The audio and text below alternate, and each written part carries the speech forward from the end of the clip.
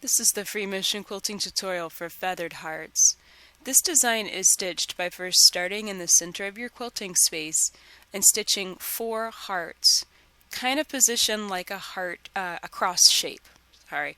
And I actually did mark a little cross shape on the fabric in order to be able to position these properly.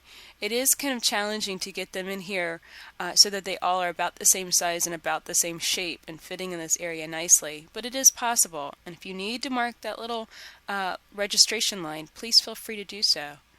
The next step is to start adding your feathers, and to do this you just simply build up your feathers starting on the outside edge of one heart. And what I'm doing is I'm just simply taking the feather shape up into the middle, kind of where that heart would dip down, and then bringing it back to the area where 2 hearts meet. And it's just kind of a back and forth movement. You can see I'm going pretty slow here. I'm definitely taking my time because feathers are something that you really do want to position and moves very smoothly. So I really slow down quite a bit when I'm stitching them so that way they look perfect. When I get to the last feather, I make it just a little bit bigger so it fills in that space nicely. I can add a couple more. You see you're taking this all the way out to the edges in order to fill up this space entirely. But you know, if you're not filling up a full square, you don't have to. This can look more like a feathered flower if you like it to look that way. So this is what it looks like when you're filling in one side of one heart.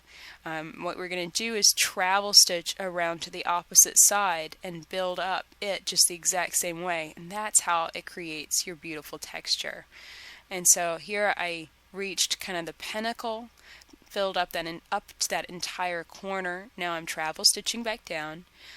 If your thread is building up quite a bit, as you can see mine is, just be careful as you're stitching, because sometimes a machine might not want to stitch over that simply because the thread is building up so much. Your thread might shred or your needle might snap, so definitely take your time and don't try and stitch over it too quickly, because that can be challenging. So you can see I'm just building up this side, again going into that center area right over that heart. And coming back, you don't have to go all the way back to the point where the 2 hearts meet. You can just simply go back to that kind of center stem area that's coming out of that area and just building it up. And you can see that once the 2 of these come together, it makes a very beautiful kind of feathered fan shape coming out of the combination of those 2 hearts. And this is a center fill design, so this is going to work in any large open area, anywhere that you can start in the center and build it up and work your way back out. So definitely give feathered hearts a try. Here's what it looks like when you finish it.